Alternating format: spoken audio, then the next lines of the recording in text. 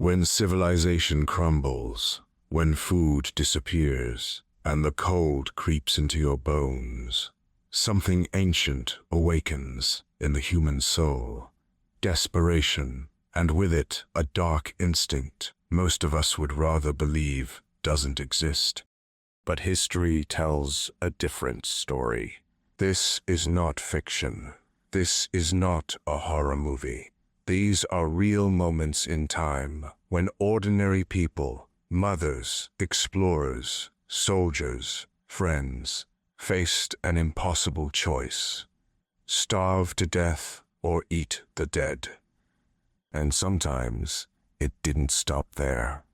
Throughout centuries, from frozen wastelands to war-torn cities, from lost expeditions to man-made famines, human beings have crossed that final, unthinkable line. Not out of evil, but out of hunger. In this video, we're diving into the cold, raw truth of cannibalism driven by starvation. Not ritual, not crime, just survival. The stories you're about to hear are some of the darkest in human history, but also some of the most revealing. Because when all else is stripped away, we see what people are truly capable of, and what they're willing to become to stay alive. If you're ready to face this forgotten side of history, stay with me. Let's begin. We often tell ourselves that cannibalism belongs to a different world, a distant past, a savage people. But the truth is far more uncomfortable. Cannibalism lives in the shadow of every famine, every siege, every failed harvest. It doesn't arrive with monsters. It arrives with silence, with cold, with the sound of an empty stomach. Let's go back, far back. Tens of thousands of years ago, early humans huddled in caves, clinging to life in a world ruled by ice and predators. They hunted with sharpened stones, cooked over open fires, and sometimes, when the world turned cruel, they turned to each other. Archaeologists have uncovered human remains in sites across Europe, Spain, France, Belgium, where the evidence is unmistakable. Long bones cracked open, skulls split with precision, knife marks on femurs, rib bones stripped of flesh, the same treatment given to deer, boars, and wild cattle. These weren't victims of violence or war. They were victims of hunger. Among the Neanderthals, our ancient cousins, evidence of cannibalism is even more clear. In the El Cedrón cave in northern Spain, scientists found the remains of 12 individuals, adults, teenagers, and even children. All showed signs of systematic butchering. It was a family, likely killed by starvation or conflict. Their bones were broken, their marrow consumed. But it wasn't about cruelty. It wasn't about ritual. It was about survival in a world that offered no mercy. Fast forward several millennia, and we find haunting echoes in the ancestral Puebloan people, also known as the Anasazi, who lived in what is now the American Southwest. Their civilization thrived for centuries, building intricate cliff dwellings and mastering the desert. But around the 12th century, a devastating drought hit. Crops failed, water dried up, game vanished, and in some remote sites, archaeologists found human bones, burned, broken, scraped clean. In one of the most famous cases, found at Cowboy Wash, every piece of evidence pointed to cannibalism.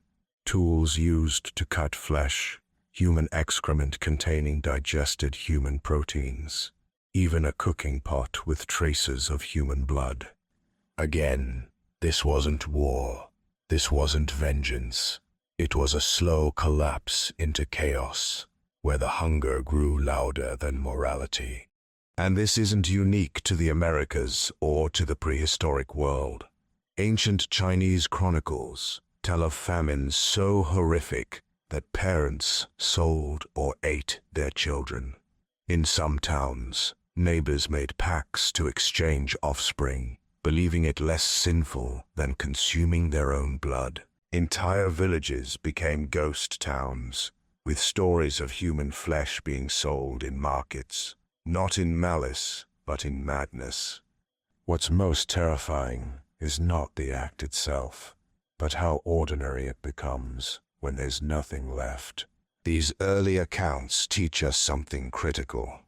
Cannibalism is not the disease of the savage, it's the symptom of collapse, a response to unrelenting starvation. It is not born from cruelty. It is born from the same instinct that drives a mother to feed her child, a man to build a fire, a tribe to survive another winter. And though we'd like to believe we've outgrown this darkness, history has other plans. Because centuries later, in one of the most ambitious voyages of the British Empire, that same hunger would return, and it would bring men of science, honor, and pride to the same desperate edge. Let us move now to the icy grave of the Franklin expedition. In 1845, two British ships, HMS Erebus and HMS Terror, set sail from England with great fanfare. Their mission, to chart the fabled Northwest Passage through the Arctic, a sea route connecting the Atlantic and Pacific Oceans. It was the pride of the empire, the pinnacle of exploration. Over 130 men, led by the experienced Sir John Franklin, vanished into the frozen unknown. They were well equipped, or so they believed. The ships were reinforced for ice. They had provisions for 3 years, tinned food, coal, warm clothing, and confidence. But confidence means little in the face of nature's indifference. As months passed, no word came. Search parties were launched. First one, then many. None found the crew alive. Instead, they found clues. And the clues told a nightmare. Scattered across the icy wastelands of what is now Nunavut, searchers found the remnants of human camps. Abandoned lifeboats filled with skeletons. Notes hastily scrawled. One read, "All well," dated 1847. Another, found later, added in frantic handwriting, "Sir John Franklin is dead, and the men are attempting to walk south." It was already too late. Bodies were found dismembered, bones split open, knife marks on joints, some skulls missing, others shattered. The pattern was grimly familiar. These men, naval officers, engineers, sailors, had turned to cannibalism, not by choice, but because the ice would not melt and their food had run out. Modern forensic analysis confirmed it. The bones of the crew showed pot polishing, a term used when bones are boiled so thoroughly they become smooth and glossy. These were not random mutilations. They were attempts to survive. Some bones even showed signs of defleshing and soring, marks suggesting not just butchering, but perhaps something worse, organized dismemberment, and in some cases, cooked consumption. And the tragedy deepens. Many of the tinned rations were found to be poorly sealed, contaminated with lead. Over time, the crew may have suffered from lead poisoning, which causes confusion, weakness, and impaired judgment. Imagine starving to death, unable to think clearly, trapped in endless ice, watching the people around you fall, one by one. It's easy to sit in the comfort of the present and ask, how could they do that? But the truth is, they didn't plan to. They didn't set out to eat the dead. They set out to be heroes. And history made them something else. The Franklin expedition is more than a maritime mystery. It is a window into human collapse, a slow, frozen descent into the last taboo, a reminder that civilization is fragile, and when stripped of fire, food, and hope, even the proudest men may cross the line between man and beast. But this was not the last time such a choice would be made. Let us now turn to a far more recent chapter, a time when millions starved, not in the wilderness, but in their own homes, because of politics, because of power, because of terror. Let's enter the famine the world tried to forget. The Holodomor. In the early 1930s, in the heart of the Soviet Union, one of the most devastating famines in human history unfolded, not because of natural disaster, but because of deliberate policy. Ukraine, the breadbasket of Europe, starved under Stalin's rule. The famine is known today as the Holodomor, literally death by hunger. Between 1932 and 1933, millions died. Entire villages withered into silence. Fields were full, but the grain was taken. The state demanded impossible quotas. Those who hid food were shot. Those who begged were labeled enemies. And those who starved became desperate beyond words. Official Soviet reports denied the famine. To the outside world, it didn't exist. But in the shadows, it consumed everything. People boiled bark, ate rats, gnawed leather belts. Mothers watched their children fade before their eyes. And then, the taboo was broken. Cannibalism became widespread. Not whispered, not rare, widespread. Secret police files, later declassified, documented it in cold bureaucratic language. Arrests were made for using human flesh for food. In some cases, people dug up the recently buried to feed themselves. Others killed relatives, neighbors, even their own children. One woman in Kharkiv was found with human remains in her stove. Another family was discovered boiling a child's leg. In some towns, people formed informal death patrols, watching for corpses to disappear. The horror was so extreme that Soviet authorities issued anti-cannibalism posters. One read, "To eat your own children is a barbaric act." Imagine how far society had fallen, that such posters were deemed necessary. And yet, can we really call it barbaric? When a mother faces a choice between death and unthinkable survival, what does humanity mean? This was not an isolated madness. It was the result of a system that weaponized hunger. Stalin's collectivization policies seized crops, destroyed peasant independence, and left millions to die in silence.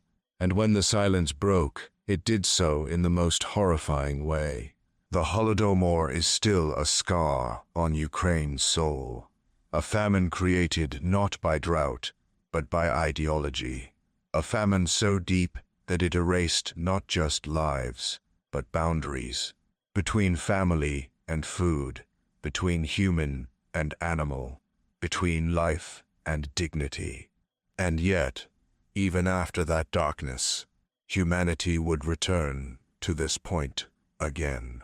Because it always does.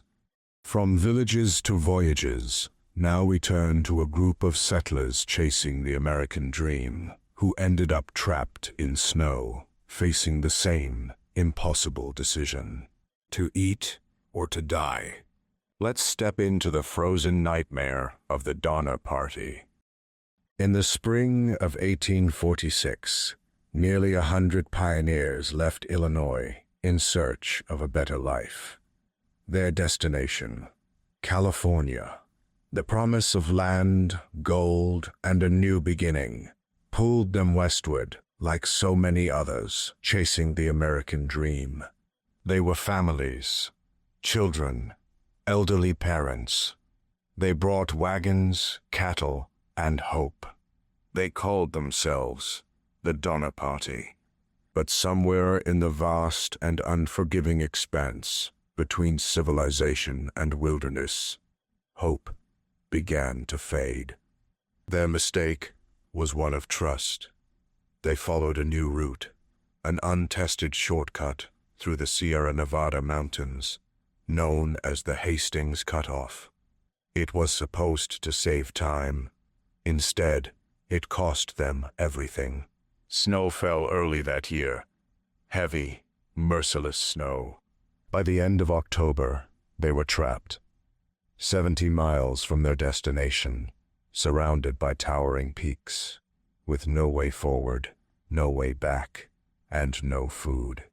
They built makeshift shelters, killed their remaining cattle, boiled hides, and chewed on leather. Some tried to walk out. Many died in the attempt. Children cried from hunger. Parents watched them starve.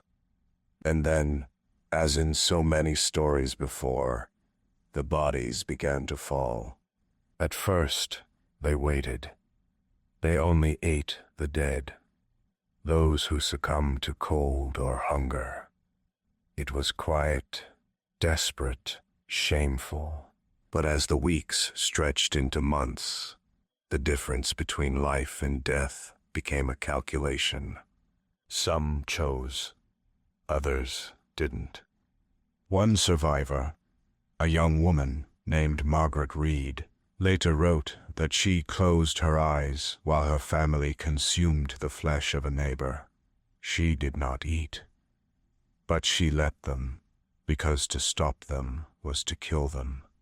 By the time rescue parties arrived in February and March of 1847, over 40 people were dead, and many who survived had done so by consuming human flesh. What's haunting is not just the cannibalism, it's how ordinary they were. These were not madmen, not soldiers. They were school teachers, farmers, and mothers, whose only crime was believing in a dream. But dreams don't matter when you're buried under 20 feet of snow. And what they did to survive left them marked forever. After the ordeal, some survivors were shunned. Others stayed silent for life. But in American folklore, the Donner Party became legend. A cautionary tale of westward expansion, bad decisions, and the price of human endurance. What would you do? That question echoes through the centuries. It haunted them. It haunts us now. But the wilderness doesn't need snow to break people. Sometimes, all it takes is altitude. Let's move now to the Andes, to the wreckage of a plane, to a group of young men, sons, brothers, athletes, facing the most ancient choice of all: eat the dead or join them. It was supposed to be a joyful journey. On October 13th, 1972, a plane carrying a Uruguayan rugby team, young men in their 20s, along with friends and family, took off from Montevideo, bound for Chile. Laughter, snacks, teasing, the hum of the engine, the quiet excitement of a new adventure. But it never arrived. Somewhere over the Andes, in the midst of thick clouds and ice-covered peaks, the plane veered off course. The pilots, disoriented by poor visibility and faulty instruments, began their descent far too early, believing they were past the mountains when, in truth, they were flying directly into them. The crash was brutal. The fuselage split open. Passengers were thrown across snow and steel. 12 died instantly. More followed in the hours and days after, injured, frozen, bleeding into the white silence of the Andes.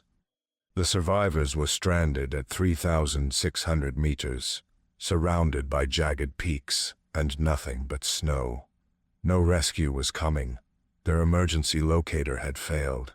They had no winter gear, no vegetation, no firewood, and after a few days, no food. And then came the hardest truth of all. Everyone they could possibly eat, they already knew. Friends, classmates, brothers. For days they resisted. They prayed. They waited for a miracle. It didn't come. As the hunger worsened, their bodies began to shut down. One by one, they collapsed from malnutrition. And finally, the strongest among them made a decision. They used shards of glass to cut flesh from the frozen bodies. They cried. They said prayers.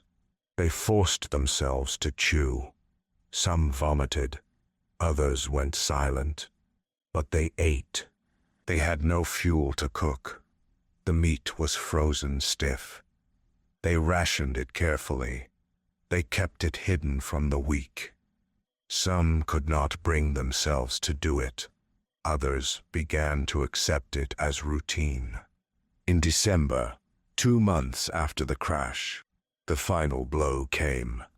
An avalanche buried part of the fuselage, killing 8 more. It took days to dig out. It was after this second trauma that a choice was made. 2 of the strongest survivors, Nando Parado and Roberto Canessa, would try to find help. They hiked for 10 days across the mountains, wearing makeshift boots, carrying nothing but scraps. They were delirious, starving, but they found a shepherd, and he summoned help. After 72 days trapped in the Andes, 16 people were rescued. When news reached the world that the survivors had eaten the dead, the response was complex. Outrage, curiosity, horror, but also awe. Because these were not killers. They were boys who had chosen life in its most basic, brutal form. In later interviews, they spoke not of shame, but of gratitude.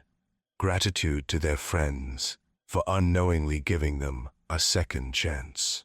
And through it all, they reminded us that the difference between life and death is not just a heartbeat. It's a choice. A terrible, necessary choice. But what happens when that choice is forced, not by wilderness, but by war? Let us now travel to a city under siege, where 1 million people were trapped, where the cold was endless, the bombs constant, and food was measured in breadcrumbs and tears. The Siege of Leningrad. The winter of 1941 in Leningrad was unlike anything Europe had seen in modern war. German forces had surrounded the city in September, cutting off all supply lines. Their plan was simple: starve the city into surrender. No bombs could destroy Leningrad's spirit fast enough, so hunger would do it slowly. 3 million people were trapped inside. As the days grew shorter and the cold grew deeper, food disappeared. Bread rations dropped to 125 grams a day, the size of a matchbox. And even that bread was a mixture of flour, sawdust, and ground-up cellulose. People ate wallpaper paste. They boiled leather boots. Children scraped dried glue from furniture. Entire families died huddled together for warmth, buried in snowdrifts inside their own apartments. By the end of the first winter, over 500,000 civilians were dead. But some refused to die. In the far corners of the city, a whisper began to spread.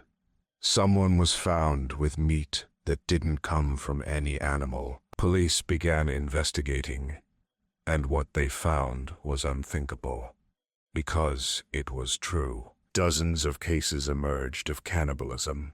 Some robbed graves, some killed for food. Some, it seemed, simply couldn't bear to bury another child, so they cooked them instead.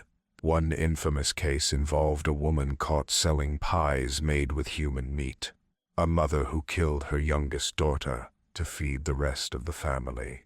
These were not horror stories from a novel. These were documented, quietly recorded, and buried for decades under Soviet silence. The NKVD, Stalin's secret police, arrested hundreds for eating human flesh during the siege. But for everyone they found, how many went unnoticed? How many died before anyone asked where the meat came from? And yet, and this must be said, most people refused. Even starving, even broken, even mad with hunger, most never crossed that line.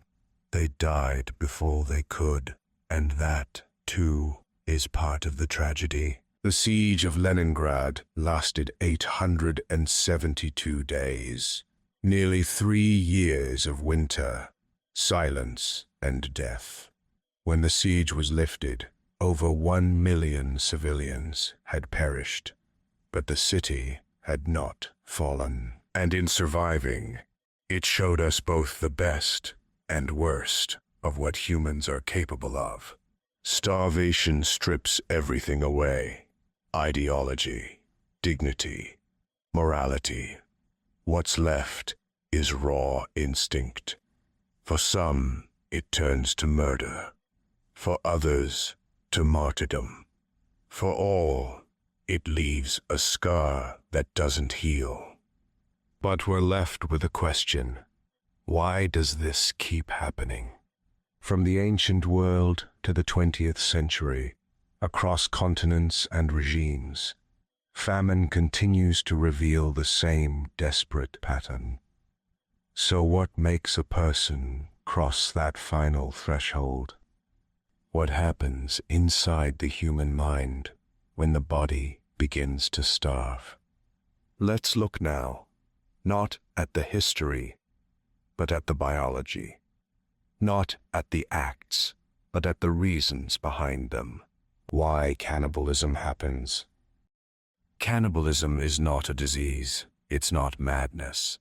It's biology in its rawest, most desperate form. When the human body begins to starve, it goes through stages. First comes hunger, the familiar ache in your stomach. Then weakness. The body starts to consume its fat reserves. Then muscle. Then organ tissue. Your heart slows. Your mind fogs. Thought becomes difficult. Emotion disappears. But even when the body shuts down, the instinct to survive does not. The brain, so complex, so rational, starts to dissolve into something older, something primal. It stops asking what's moral and starts asking what's edible. Psychologists call it survival mode.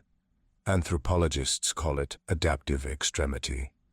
There is no shame in it, no inherent evil.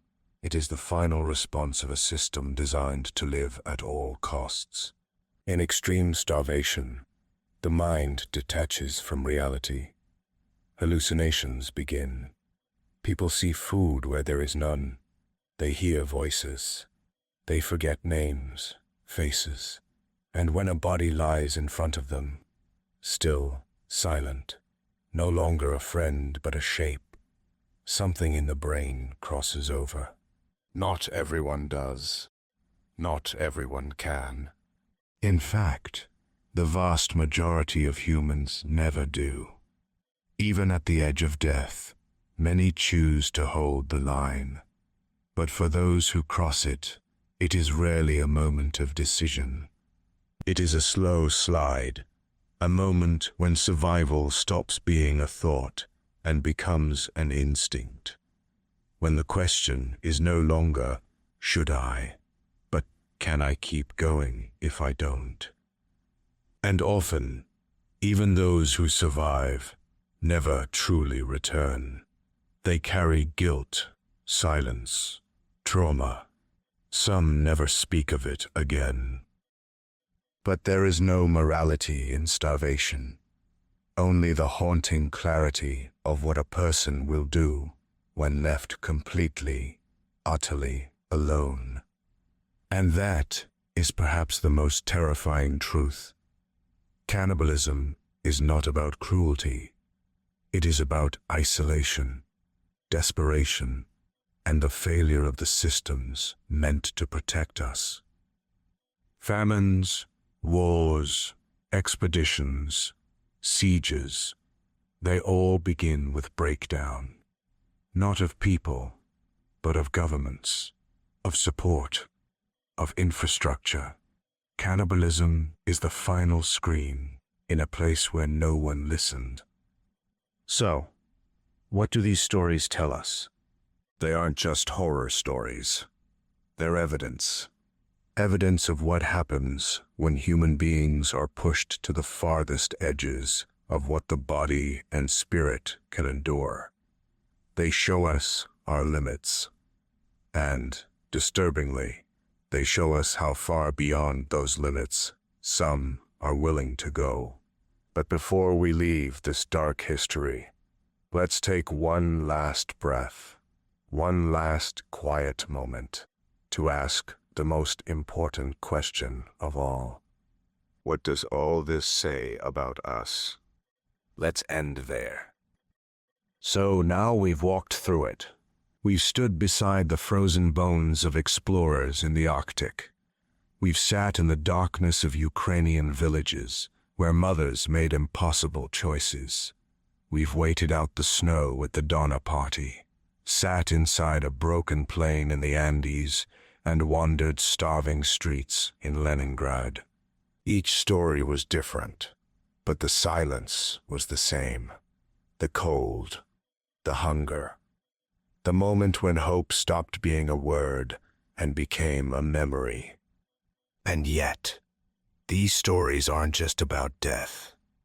They're about survival, about how strong the human will can be, and what it's willing to sacrifice.